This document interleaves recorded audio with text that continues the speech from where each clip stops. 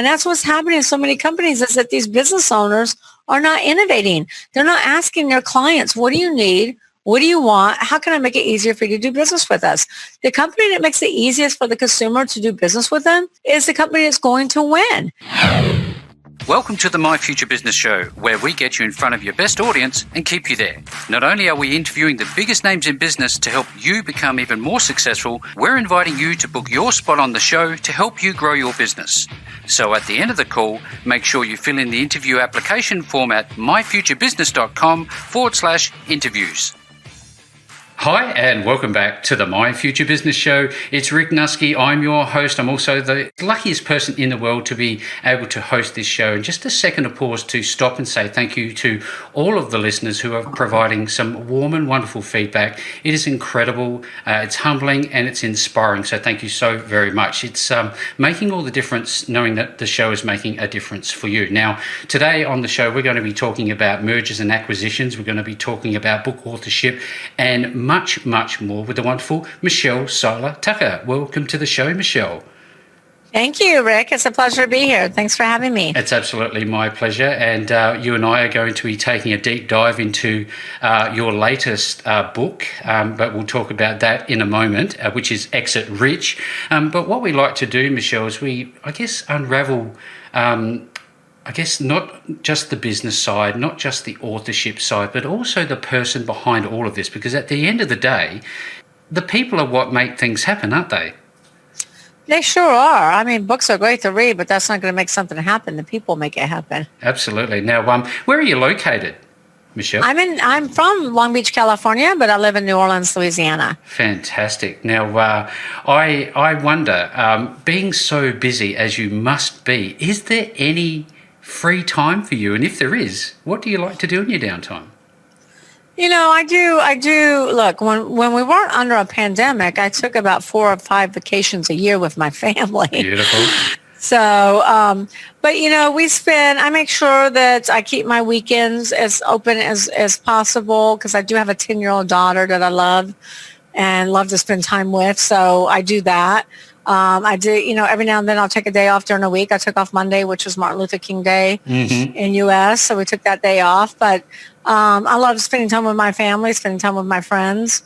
I like to write, so I write a lot. I, like to go bicycling, I work out, all that kind of fun stuff. Now, I wonder, when we look back on our lives, you've done so much. You've obviously been a best-selling author, not once, but twice. You've had multiple successful businesses. You've helped more than 1,000 business owners scale and sell and all these things relating to mergers and acquisitions. At the end of the day, when you sit back and you look over your life, what is the one thing that you want to leave behind that people remember you for the most? I think it's very important to me to be remembered for making a huge impact and helping as many business owners as I possibly could, save their business and help them grow their business so they can actually sell their business and exit for far more than what they expected. Thank you. I know that a large majority of the My Future Business audience are startup businesses, entrepreneurs getting underway, and they love learning from people like you who have walked the path that they're just about to start down. I wonder, can we go back to your first recognition that, hey, look, I want to be an entrepreneur? Can you share that with us? If I can remember back that far. Me too. I've always been interested. I don't know exactly what time that was in my life, but I know even as a little girl, I wasn't your typical little girl. I didn't walk around and play with toys or dolls or anything. I walked around with a notebook and I would walk up to complete strangers and start asking them a bunch of questions about themselves and about their business at the age of 6. Wow. So my mom's like, she's going to be the next Barbara Walters. And so I was always interested in people. I was always interested in writing. And then later on, I really became interested in business. I didn't really come from a family of entrepreneurs. My dad did own his own business, but that was about it. But I've always been interested and entrepreneurship. I've owned lots of different businesses in lots of different industries. I currently own different businesses in different industries. Yes. I did kind of get, sucked into working for a Fortune 500 company.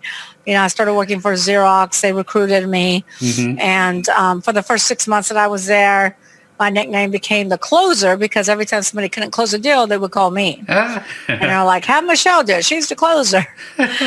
So I did that. And then my supervisor manager came to me within 6 months and said, Michelle, you really should apply for the regional vice president position with Xerox. She said, you won't get it because you've only been here 6 months and you're applying with everybody else that's been here for years and years, but you should do it anyway for the learning experience. I'm like, why would I take 3 months out of my life and apply for something I'm never going to get? And she said, because you'll learn more during this process than anything else you'll ever do, which is very true. So I said, okay. So I threw my name in the hat, did it. It was a grueling 3-month process where I had to meet with high-level executives all throughout the country. And I ended up getting it. Even though they said I won it, I did get it. Xerox broke their own policy, because their policy was that you had to be there at least so many years before you were promoted. Mm-hmm. And I ended up getting it. So I guess I am truly the closer. But then, I realized very quickly that I went from sales, doing what I love, into management, corporate management for a Fortune 500 company. And it's very different. I mean, when you're in that type of position, now you're not meeting with clients anymore. You're just in meetings to schedule more meetings, to schedule even more meetings, mm-hmm. and do lots and lots of paperwork. So I wasn't really doing what I love anymore. And then I told my husband, I said, I kind of really miss entrepreneurship, but I liked the guarantee of the 6-figure check. Oh, very nice. Yes, and yes. the benefits that Xerox provides. But I think I want to find a franchise and buy a franchise. So I started looking. I stumbled across this franchise, and my husband knew one of the founders. And anyway, they said, look, we don't want you to buy a franchise. We want you to partner with us. We'll give you a franchise, And I said, well, gosh, you don't have very many locations. You're not very successful. So I don't know if I want to do that. I don't want to leave my 6-figure position. So I said, here's what I'll do. I will try it for 6 months and see how it goes, and I'll keep my day job. So I did that. So for weekends and stuff, I would fly out, to different trade shows and stuff. And I ended up selling more franchises in 6 months and making more money in 6 months than I made for a whole year in Xerox. So I knew then that was the right decision to move on. So that's kind of what started my franchise development, franchise consulting, franchise sales career. Mm-hmm. And then, they never really built a solid foundation. They never built the infrastructure to handle business. Mm-hmm. So they grew and grew and grew. And then they really started overpromising, under-delivering, and not servicing the franchisees. Oh, no. So I was team franchisees and they're team franchisor. So I realized very quickly that our values don't align. Mm. And I said, well, you need to buy me out. And when that happened, that's when I transitioned into selling companies. Yeah, wow. Hey, can I just ask you before we jump into that, do you remember your first business? My very first business, yes. It was a Lemonade publication. No. It was a wedding magazine. It was a wedding publication. Fantastic. Excellent. Yeah. I don't remember exactly what age I was, but I was pretty young. Now, I know we're going to be talking about your newest book, Exit Rich, but I'd love to start off by asking you about your prior book, if we can just momentarily. Sell Your Business Sure. for More Than It's Worth. What was that all about? It seems obvious, but you know what I mean. So that was a book I wrote in 2013. That was my very first book I ever published. I've written other books, but that's the first one I published. And that was about, it's really a book about, selling your business, how to sell a business.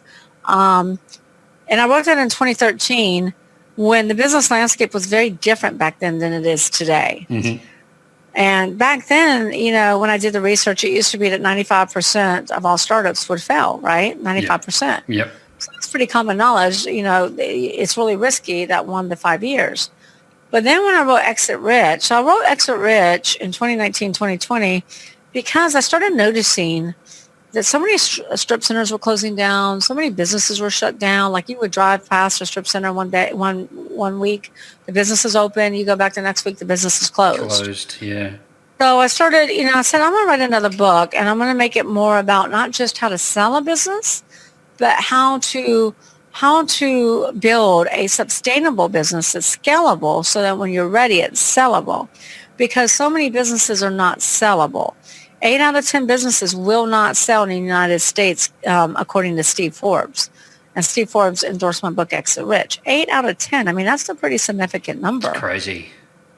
So when I learned 8 out of 10 businesses don't sell, that's when I decided, I'm really going to write Exit Rich. And I specialize in not just selling businesses. I help fix businesses, grow them. I buy businesses. I also partner with business owners and help them build to sell their business. I invest my money, my time, energy, and effort to do so. Mm-hmm. So then I decided I'm going to write Exit Rich. So I did the research, and I was flabbergasted by how much the business landscape has changed in the USA before the pandemic.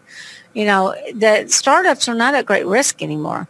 Only 30% of startups will now go out of business. Only 30%. That's not bad. No. However, out of 27.6 million companies, those businesses have been in business 10 years or longer. And now this is out of 27.6 million companies. Mm-hmm. Those businesses have been in business 10 years or longer. 70% of those companies will go out of business. 70. So you see how it flip-flopped? Yeah.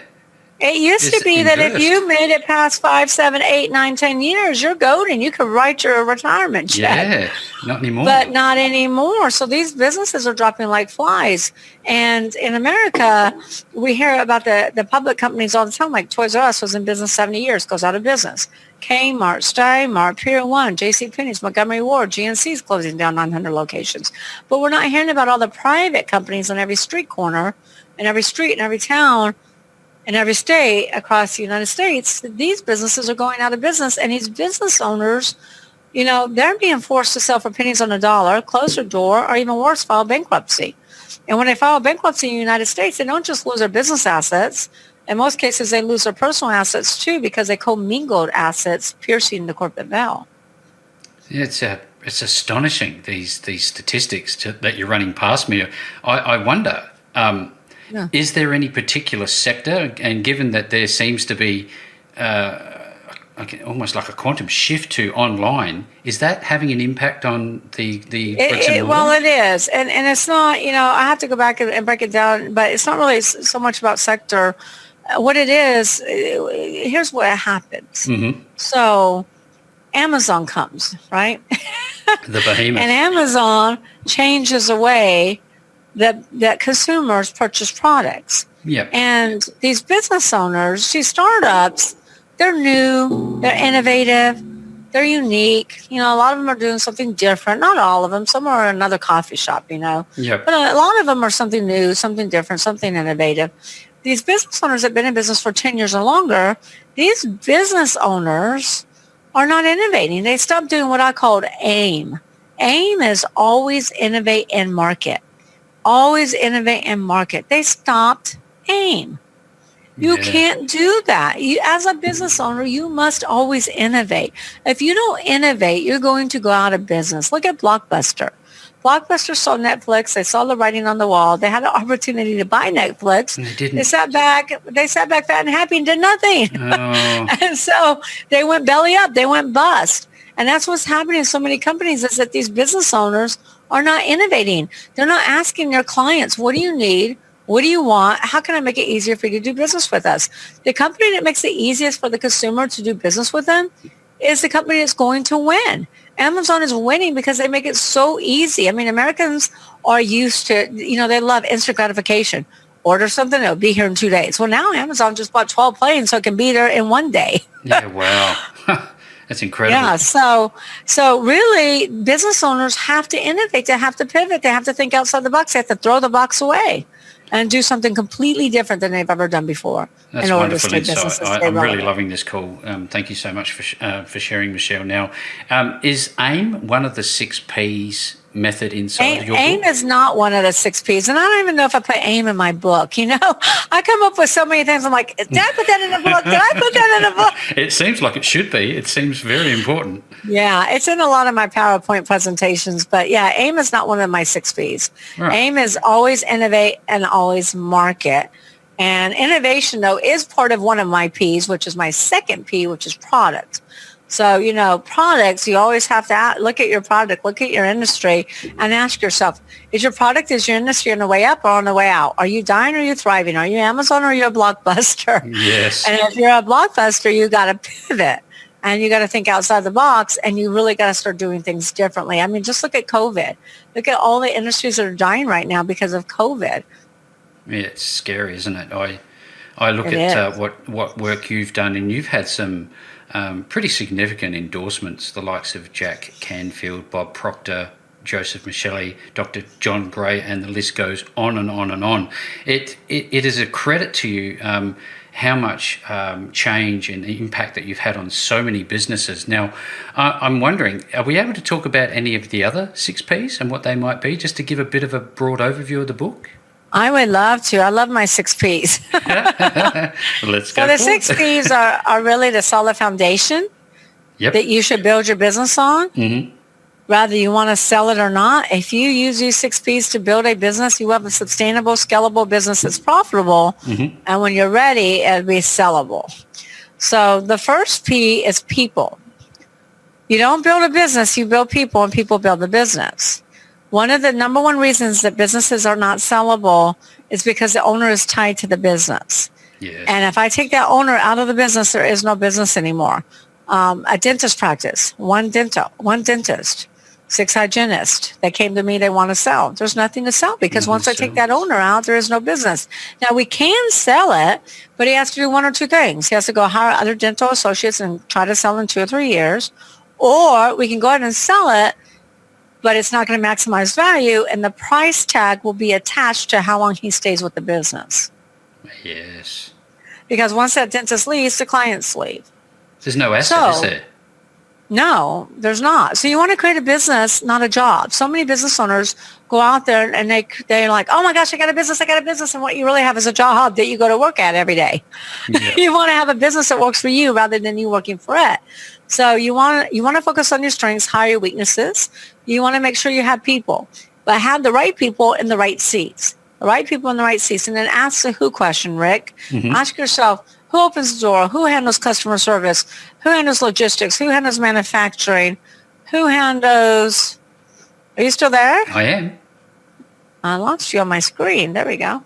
Who handles logistics? Who handles manufacturing? Who handles environmental issues?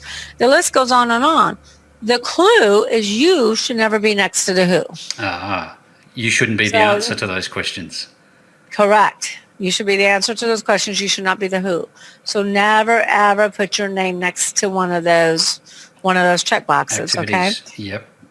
And so then we talked about products, right? One thing I want to tell you about products. So again, you want to ask yourself, is your industry thriving or dying? And if you're in an industry that's dying, that doesn't mean that you just close down shop and, go to bed and never wake up again. Tail between the legs, where you go.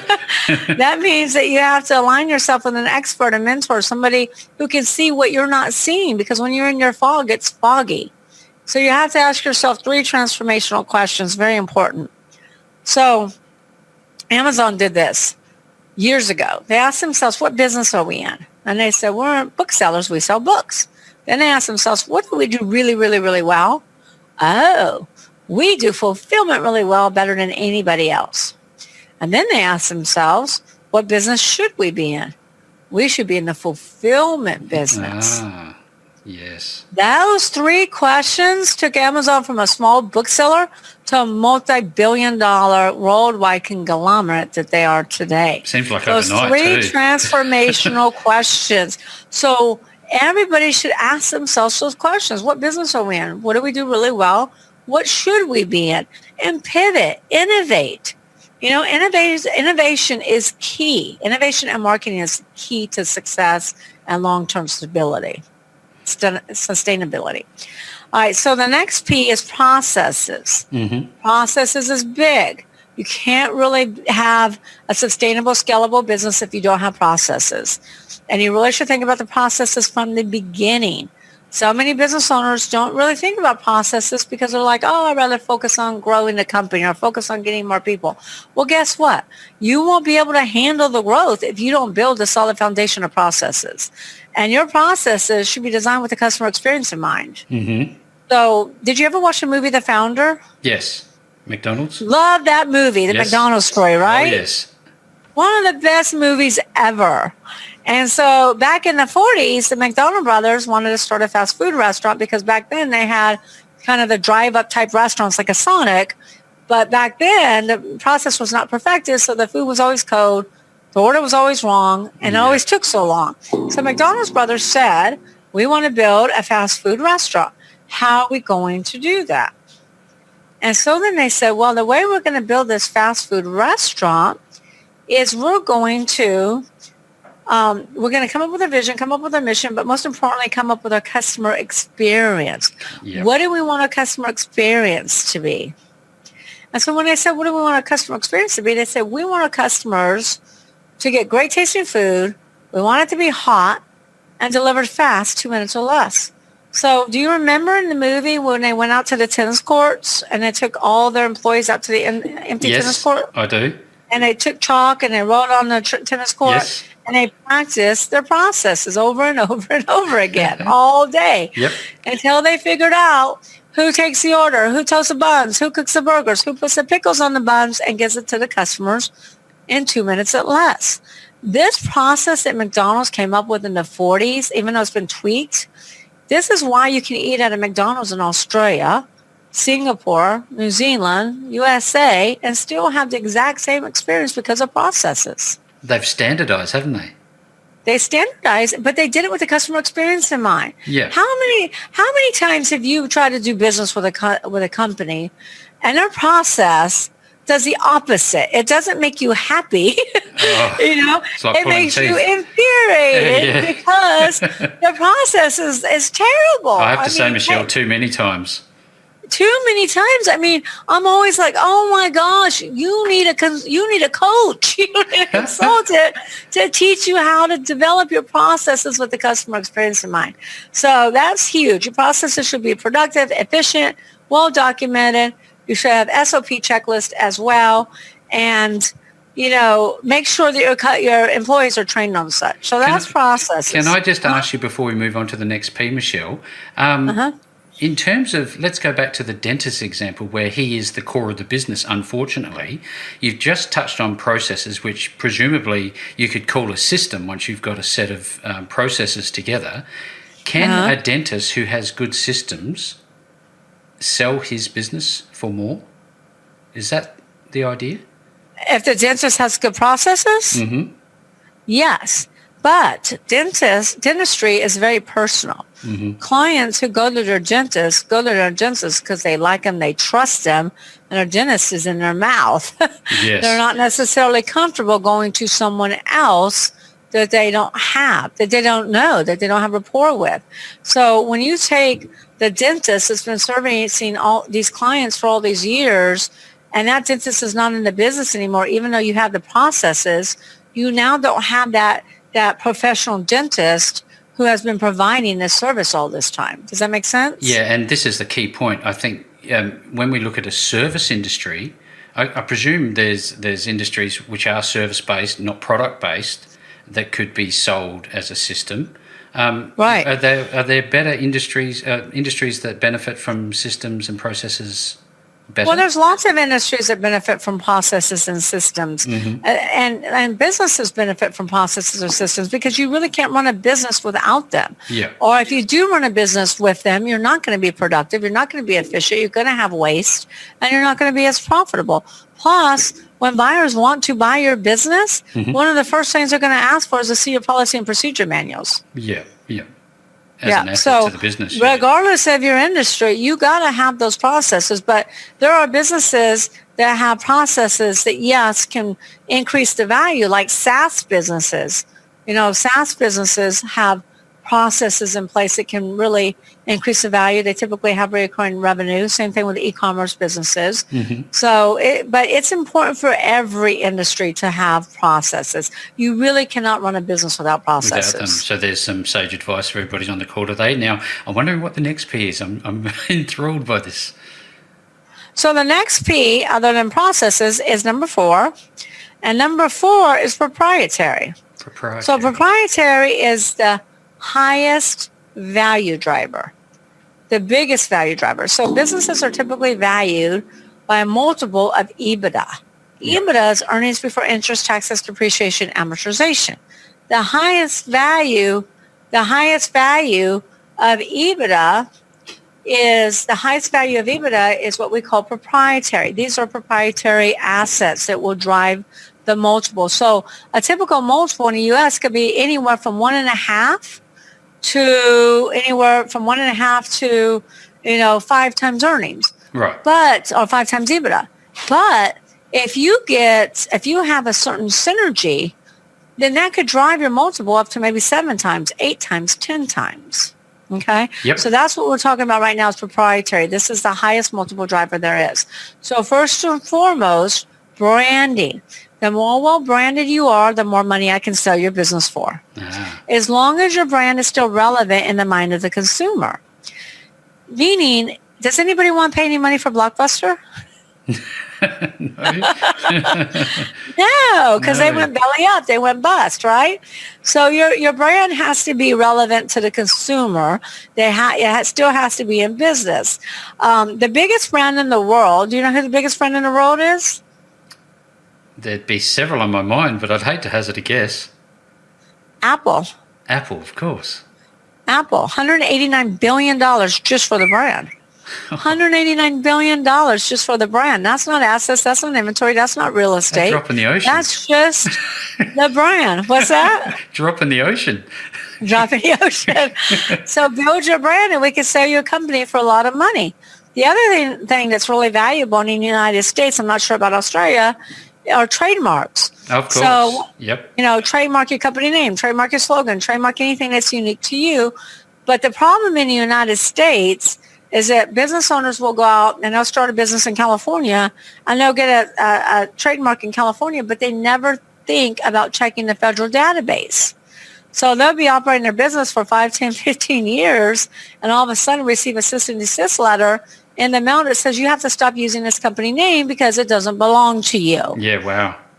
Now, you can hire an attorney and you can throw thousands upon thousands of dollars at this issue, but it's not going away. So you have to stop using that name and start all over. It is very expensive, time-consuming to build a brand over again. So you want to make sure you protect your company name, spend the $1,500 or $2,000 and go get that federal trademark. If you have a podcast, get a federal trademark. If you have a book, like I've federal trademarked Exit Rich. I've federal trademarked the 6 Ps. Make sure you protect your IP. And then the other thing that's big too is patents. If you have a unique product, anything different, get a patent for that. Do you ever watch Shark Tank? Can y'all watch Shark Tank in Australia? Absolutely. So what do all the sharks always ask the inventors? There's a whole host of questions. But the biggest question is, do you have a patent on that? Do you have a patent on that? Do you have a patent on that, yes, right? Or patent pending. Yeah, a patent pending. So patents are very valuable. The other thing that is a huge value driver are contracts. Contracts are extremely valuable. Manufacturing contracts, distribution contracts, vendor contracts, franchisor contracts. Franchisor might have 2,000 franchisees. The most valuable contracts of all that buyers will pay more money for are contracts with clients. Yes. Especially if you have a contract with a particular business that strategic buyer's been trying to get their foot in the door. They'll pay more money for that contract. Now, here's the caveat to contracts in the United States. I don't know about Australia, but in the United States, 99.9% of all sales are asset sales. And every business owner I've dealt with over the last 20 years, I've dealt with thousands, none of them have the transferability clause. You have to have that 2-sentence transferability clause when you sell your business that contract will transfer. Yeah. So it's a big issue if it doesn't transfer. It's amazing how powerful a paragraph can be, isn't it? It is amazing. Yeah. It's just 2 sentences. So make sure you protect that. Here's the other thing that's very valuable and very overlooked. Databases. Databases of clients can get you a lot of money, especially if they can be retargeted and repurposed. Facebook paid $19 billion for WhatsApp. And WhatsApp was hemorrhaging money. Yeah. They were hemorrhaging. But WhatsApp had 1 billion users. So Facebook looked at this synergy. See, buyers look at these proprietary assets as synergies. And Facebook looked at this and said, hey, I can monetize this. I can ROI because I have 1 billion users. So that's why they pay $19 billion. The last thing I'm going to talk about in proprietary is what I call IP real estate. So IP real estate is not your corporate business, your corporate building or your land. It's digital real estate or celebrity real estate. So let's say that you have a skincare line and Oprah Winfrey has endorsed it. That's worth a lot of money because you know how many strategics would love to get their own products endorsed by Oprah, and by buying your company, they have that in with her. Yeah, wow. 6 degrees of separation. Yep. And then let's say that you manufacture bedding and you're number one on Wayfair. So the number one spots on Wayfair, Etsy, Amazon are all prime real estates. Celebrity endorsements, prime real estate. Buyers, strategic buyers will pay a lot of money for that IP real estate. Make sense? Oh, absolutely. And then so the fifth P, because you've been so patient. Oh, no, I'm loving this. Absolutely vital information for the audience. The fifth P is patron. So patron is your customer base. You can't operate without a client base. You got to have clients. Yeah. So you got to look at your business and ask yourself, does my business follow the 80-20 rule? So in America, most businesses follow the 80-20 rule, where 80% of their revenues comes from 20% of their clients. And if they lose a couple clients, they could practically be out of business, right? So you want to create customer diversification, not customer concentration. Plus, if your business has been in business 20, 30, 40 years, your clients might be aging out. Yes. So you gotta replace your clients. And if you think you're going to replace baby boomers with millennials without innovating, you got another thing coming. Because baby boomers have a set of buying habits. Well, so do millennials. What's important to baby boomers is not important to millennials. So you really got to figure out what's important to your client base and diversify. And then the last P, the most important P to us all, is profits. We're all in business to make money. Imagine that. However, profits is never the problem. It's always a symptom of not operating on one of the other 5 Ps. Like clients will come to me and say, Michelle, I have a profit problem. I'm like, no, you have a people problem. You don't have the right people. Or no, you have a process problem. Or no, you have an IP problem because you didn't protect your intellectual property. So profits is never the problem. It's always a symptom. There's so much to unravel here. This is just opening my eyes, and I'm sure everybody who's on the call today, just why it's so important to get people who have done this to get their help. How much is that true? And what is the process when people want to connect with someone like you, and where do they go to find you? Yeah, so it's very important to align yourself with an expert if you're thinking about, if you want to build a sustainable business, especially if you want to sell a business. You should never try to sell a business yourself. It's like saying, you know what, I need a heart surgery, so let me cut up with my chest, take my heart out and operate on myself. We'll go to the vet. Doesn't happen. Exactly. So you really don't want to try to sell your own business. As far as how people can get in contact with me, they can purchase the book. Can I tell them how to get the book? Absolutely. So we're in the middle of pre-sales right now. So if you get the book now, we have a great offering, and we're giving lots of extra value for anybody that buys the book in pre-sale. So you can go to exitrichbook.com. That's exitrichbook.com. Got it. And you can buy the book for $24.79, which is less expensive than Amazon. Plus it includes shipping in the USA. Yep. And we will send you your digital copy immediately. So if you order the book right now, Within seconds, you get the digital copy. You don't have to wait. That's excellent. Then we'll send the hardcover to your doorstep in the U.S. If you're outside of the U.S., then we'll have to talk about shipping, or we'll just send you the Kindle version. Yes, absolutely. And then you also get a lifetime membership into Exit Rich Book Club. Exit Rich Book Club is where I do training on what you've just been hearing here. So if you like what you're hearing here, you're really going to love Exit Rich Book Club because I take even deeper dives and go into more content. Plus, we have documents. Every business has to have documents to run it and to sell it. So a lot of clients are like, Michelle, I've never seen an organizational chart before or an employee handbook. Or if you're trying to sell a business, a lot of clients are like, I don't even know what a due diligence checklist looks like or what a sample letter of intent looks like, a purchase agreement, or closing documents, or an SOP. So all the documentation that you need to run your business and sell your business is there for your review. And guess what? Your download. You can download these documents. And here's the thing. If you go to an attorney, it could cost you like $25,000 for these documents. Of course. And you're getting it for $24.79. It's a steal. Plus, it's a steal. Plus, you get 30 days free membership into my club, Club CEOs. And in Club CEOs, it's a mastermind of like-minded entrepreneurs where we do hot seats, Q&As, and we really help business owners to think transformationally instead of being stuck in transactional. And we really want to help business owners survive. And then on the other side of this, of course, thrive. And when you're ready, so you too can exit rich. Well, I can tell that everybody who's on this call today are looking for the links, and I will certainly be making those links back to all of your work and your book, Michelle. So for anybody who's on the call list today, make sure to look below this post. Now, as you know, the call will be distributed across our wide and expanding network. So no matter where you find this call, you will find the link back to both Michelle and her books. And with that all being said, Michelle, I've just had such a wonderful time spending time with you on the My Future Business show today. Thank you so much, Rick. It's been an absolute pleasure. You know, Rick is my husband's name. Oh, that's it. There you go. It's been an absolute pleasure. Thank you for having me on your show and sharing my content with your audience.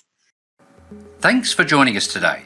If you enjoyed the call, then make sure to subscribe, leave a comment, share us with your friends, and book your spot on the show at myfuturebusiness.com/interviews. And if you're looking for solutions that will help grow your business, then visit myfuturebusiness.com/shop.